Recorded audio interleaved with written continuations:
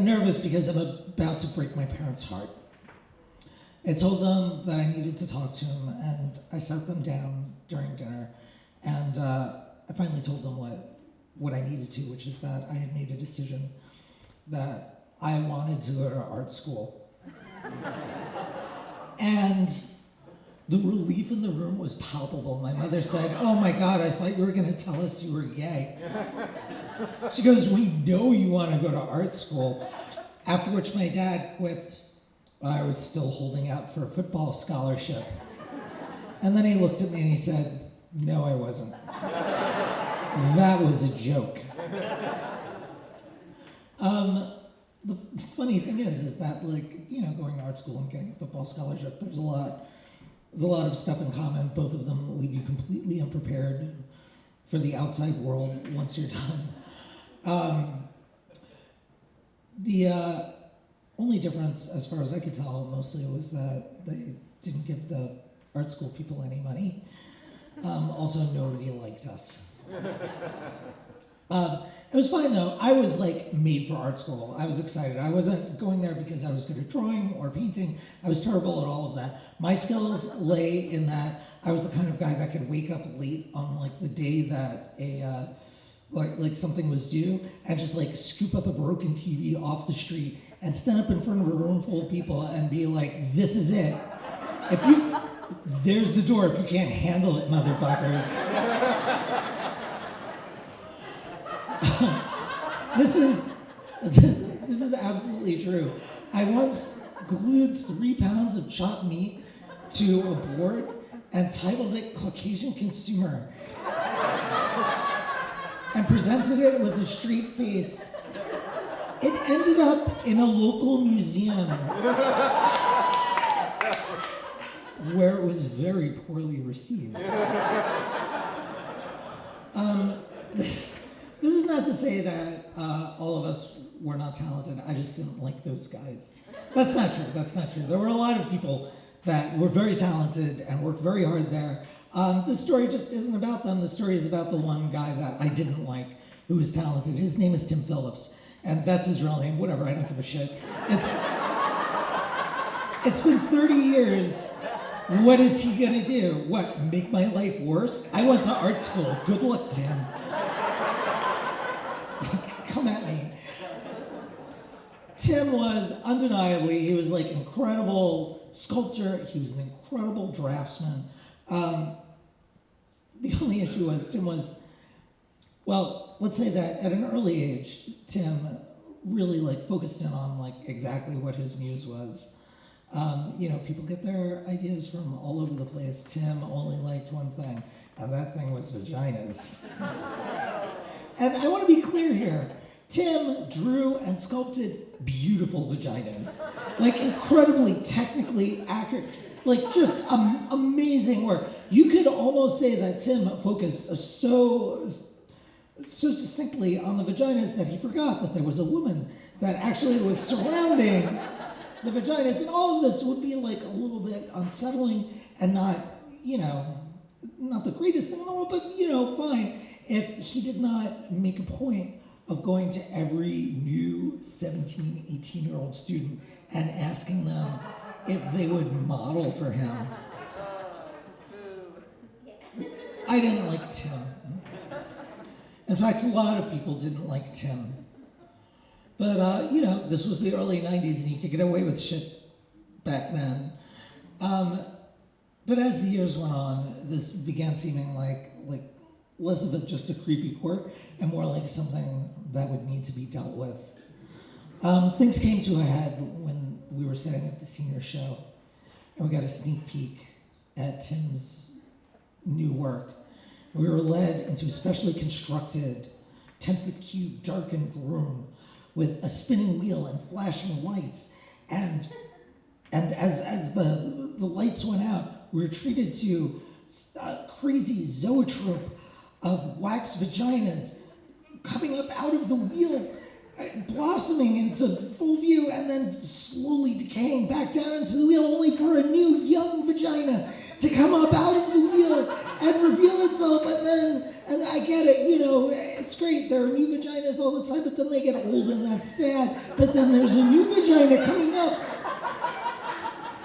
And there was this wheezing, reeling, creaking, flashing miasma of vaginas coming at us all the time, and we sat there transfixed until I heard my friend Mike by my side go, "Holy fucking Christ, what the fuck?" He had gone too far. These were not just abstract vaginas, these were the reluctant vaginas of people I knew. These were our friends' vaginas. I knew these people's vaginas. He had gone too fucking far. We were like, that's it, we're done. We're fucking done. We're gonna take this fucking guy out. That's it, we're gonna do it. Not physically. With art.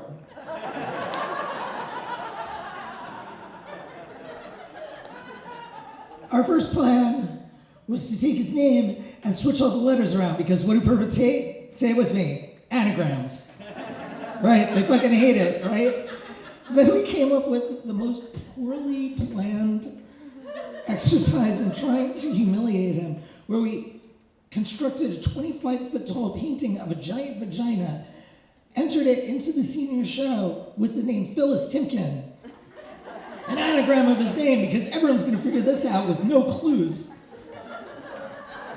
And then we waited for our sweet reward, which was the studio manager bursting into the painting room, screaming at us, "Who the fuck is Phyllis Timken?" Now this guy, under the best of circumstances, was, let's say, intimidating. He looked like someone out of like an old Tintin cartoon, who like they would, like an ancillary character that they would meet, who like spent his free time like, I don't know, bare knuckle boxing walruses or something.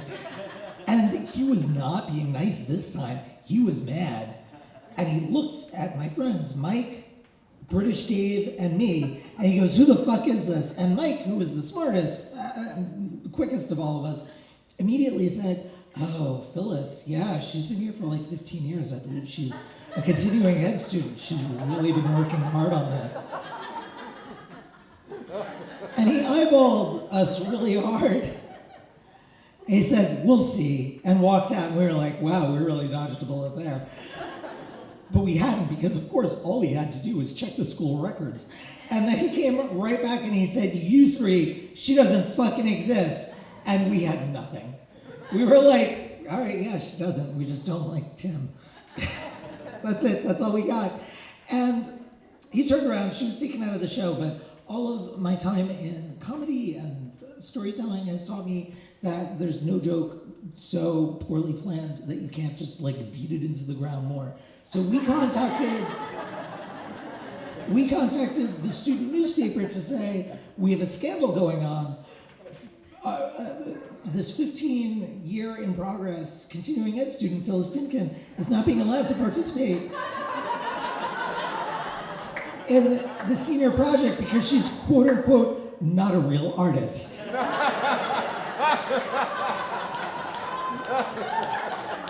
Now, I don't want to give you the impression that there was like nothing going on at our school, because there was. Actually, we had like Khalid Abdul Muhammad, who's coming there to give a speech, and one of what's his name's disciples from the Nation of Islam, and there were protests. There was a lot going on. What we were doing is like clawing resources away from that for our own bullshit.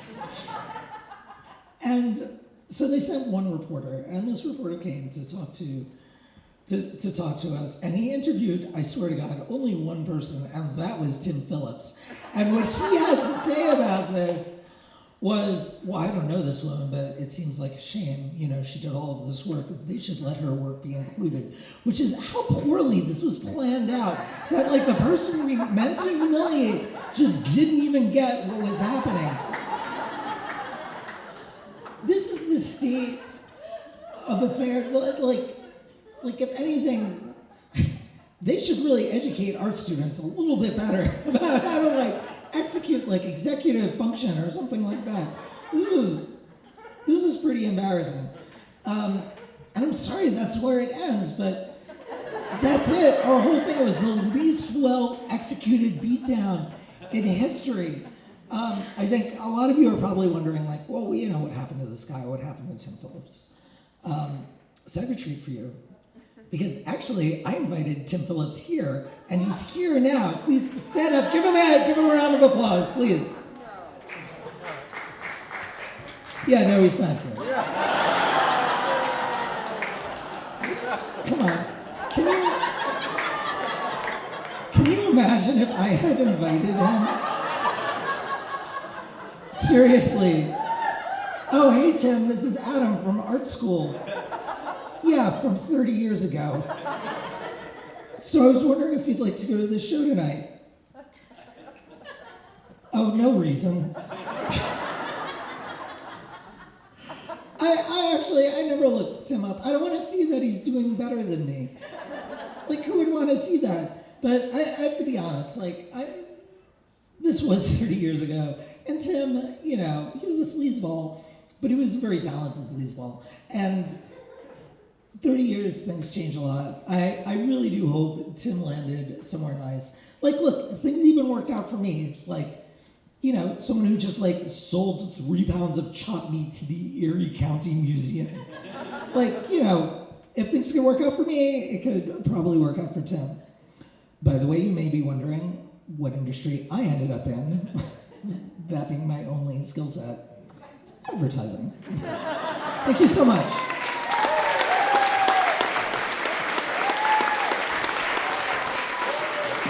Adam Selbst.